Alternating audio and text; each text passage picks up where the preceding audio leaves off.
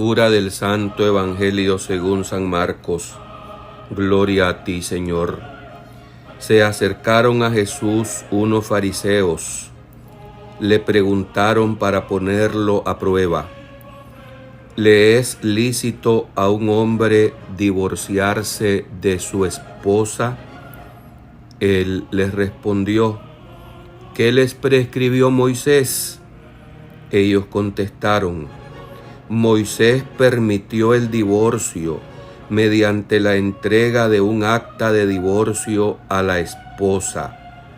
Jesús les dijo: Moisés prescribió esto debido a la dureza del corazón de ustedes.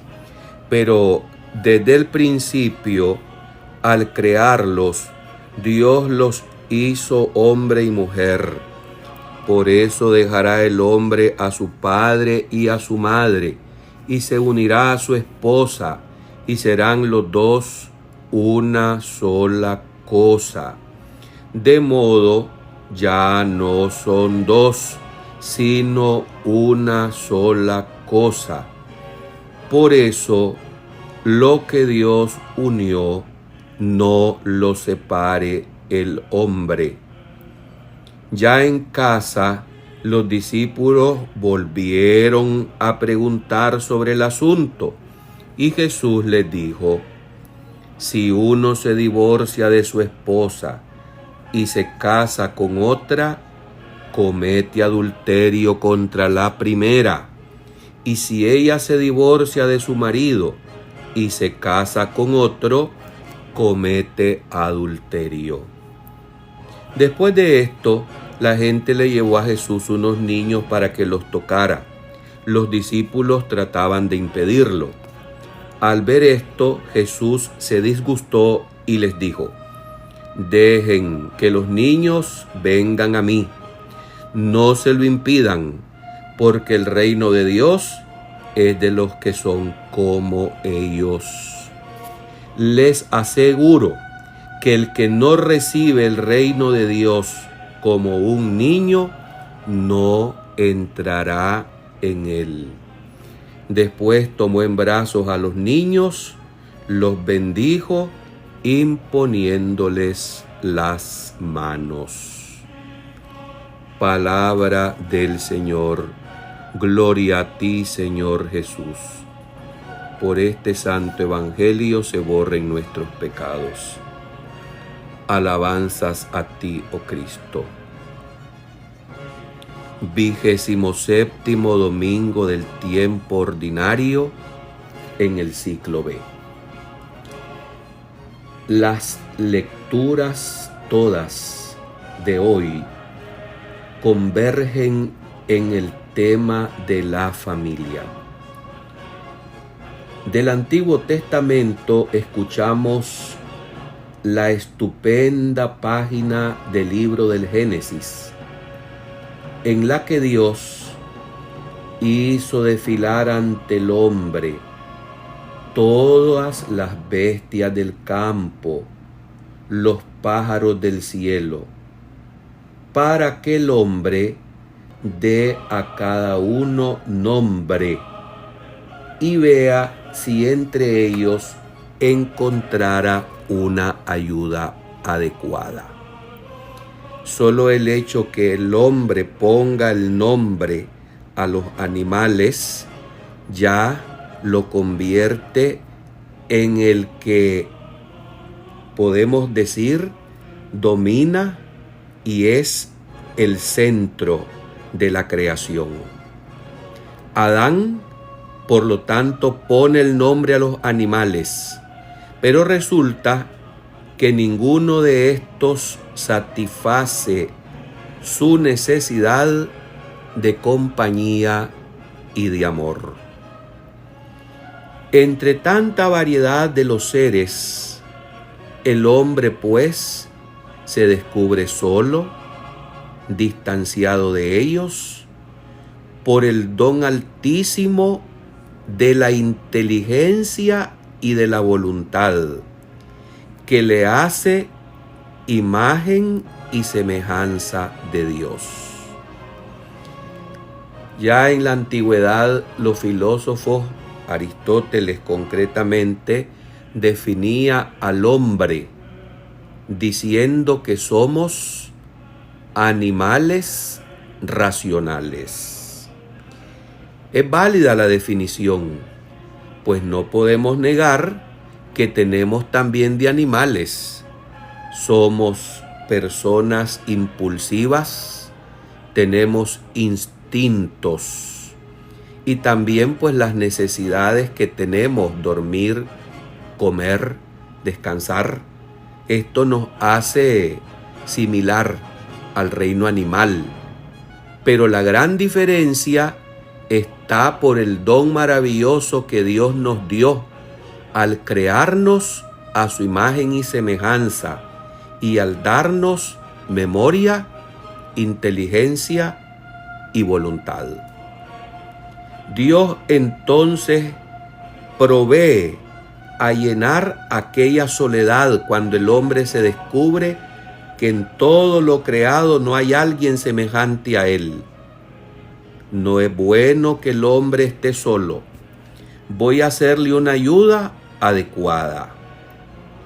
Crea entonces a la mujer, y cuando se la presenta, Adán prorrumpe con una hermosa exclamación, explotando de alegría, reconociendo en ella a la compañera que es semejante. Esta sí es hueso de mis huesos y carne de mi carne. ¿Para qué fue creada la mujer? Fue creada para ser ayuda del varón. Con esto no significa que la mujer sea inferior. Los dos tienen la misma dignidad. La mujer completa al varón, lo mismo que la mujer es completada por él.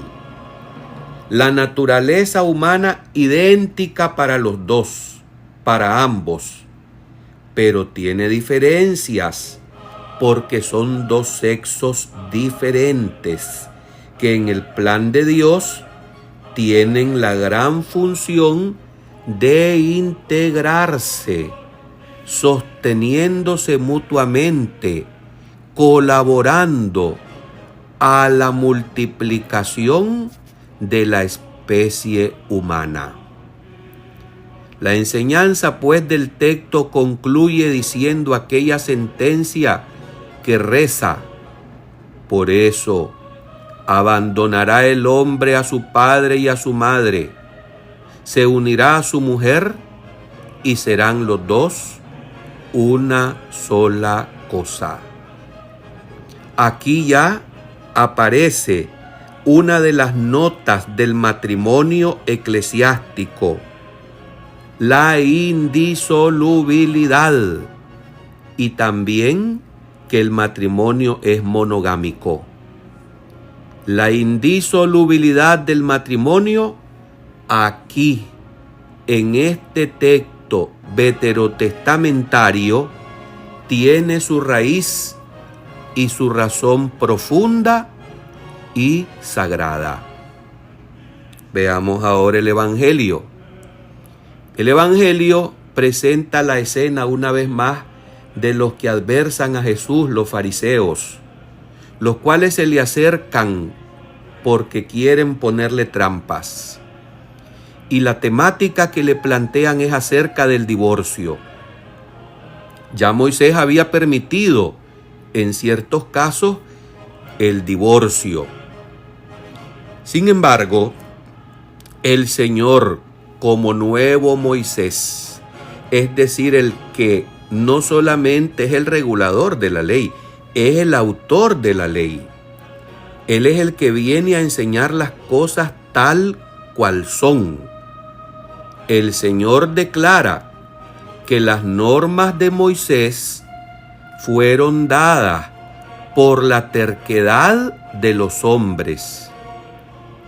Y cita lo que en la primera lectura ya nosotros referimos, que al principio de la creación no había sido así, pues al crear al hombre y a la mujer, Dios los quiso unidos, de modo que no fueran dos, sino una sola carne.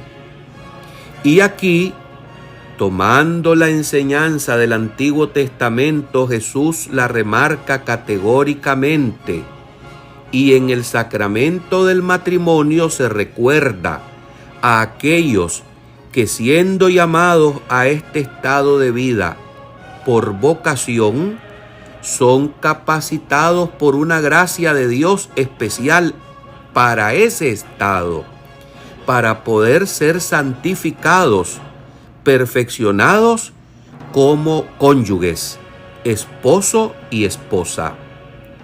Atención lo que dice la Escritura, y el Señor lo subraya: lo que Dios ha unido, que no lo separe el hombre.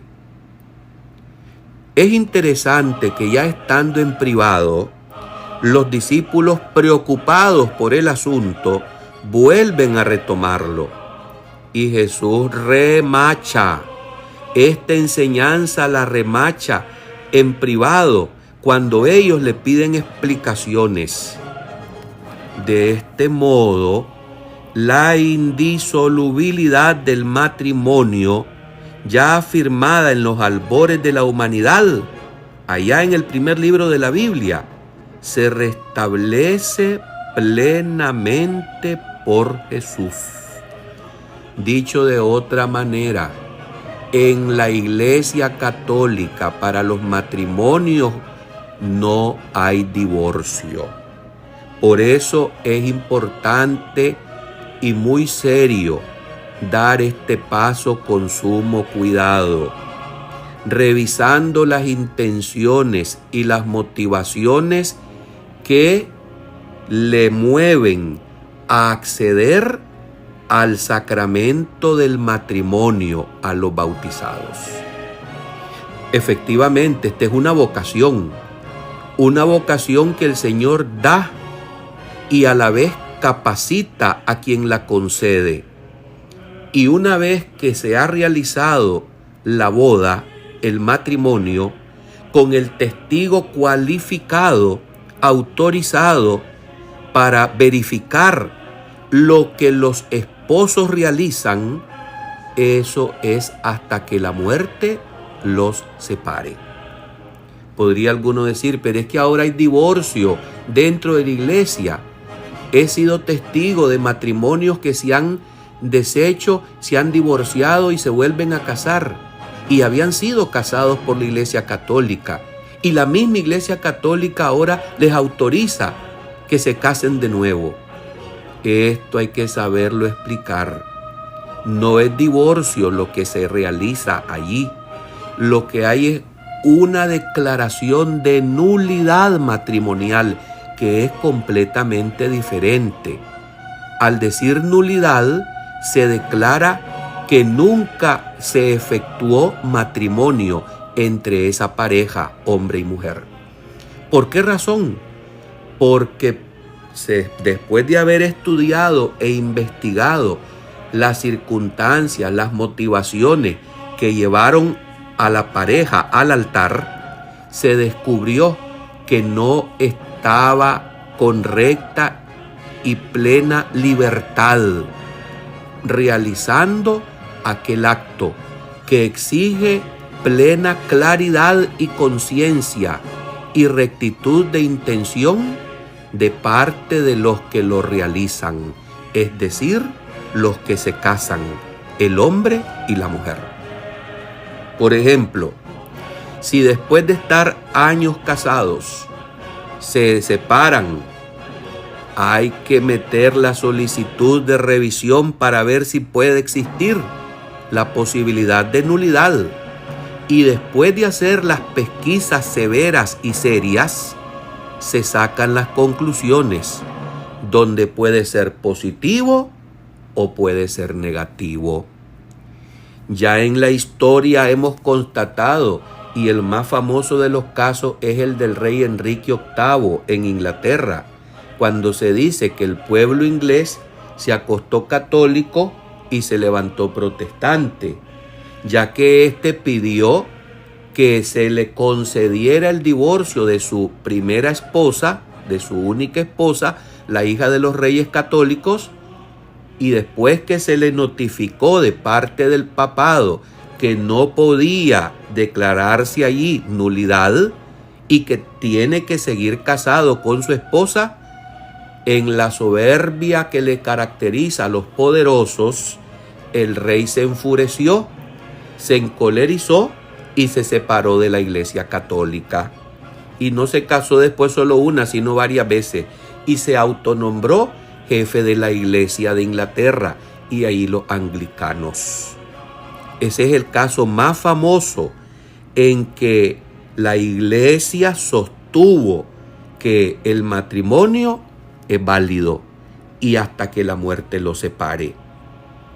Así, hermanos, la indisolubilidad en el matrimonio es algo real que lo tenemos que tener muy en cuenta.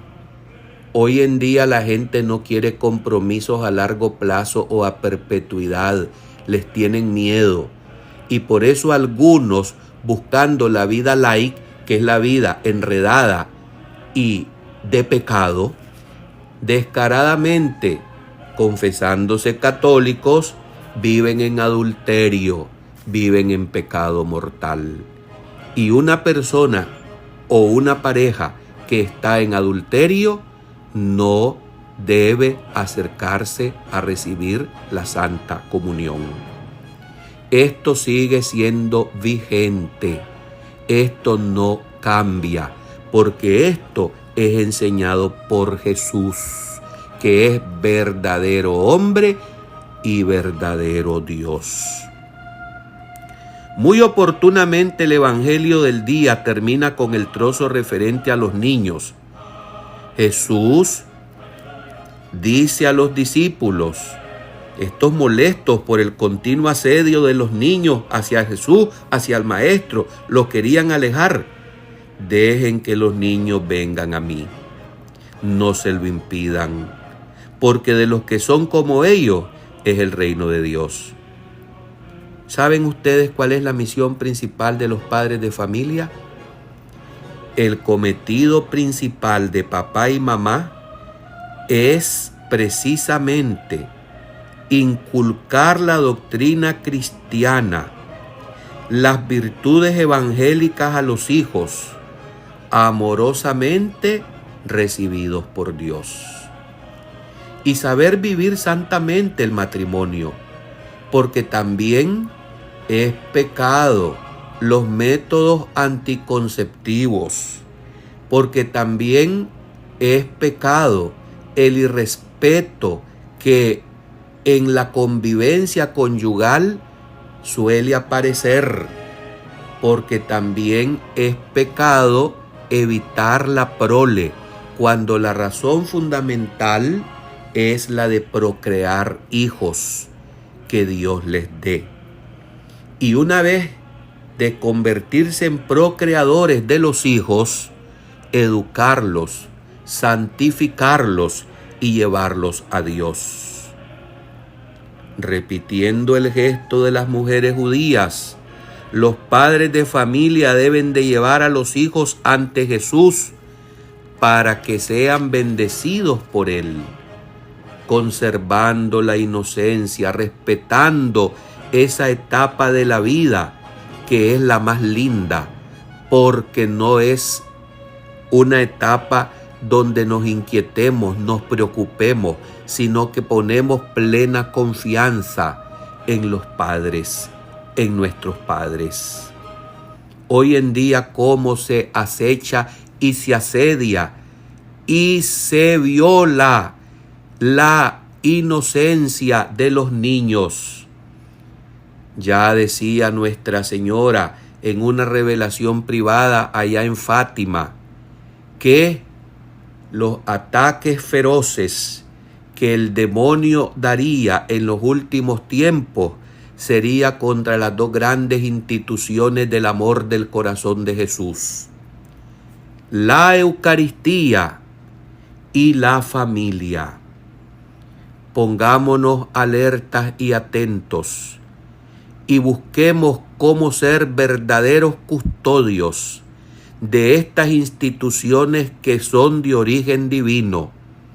La familia solamente la constituye la unión del hombre con la mujer, capaz de ser verdadero matrimonio, palabra que proviene precisamente de la matriz femenina, que se ha de convertir por la voluntad de Dios en el primer templo donde se genera la vida. Tenemos que levantar la voz con valentía contra el aborto, contra aquello que amenaza el origen y la voluntad de Dios de la familia. Tenemos que ser enérgicos y también llamar las cosas por su nombre. No podemos ser ambiguos y no podemos ser cobardes. Que se respete la familia y que esta familia de aquí en la tierra, que comparte los lazos de amor que provienen de Dios, nos conduzca al amor de los amores, que es el mismo Jesucristo nuestro Señor. Amén.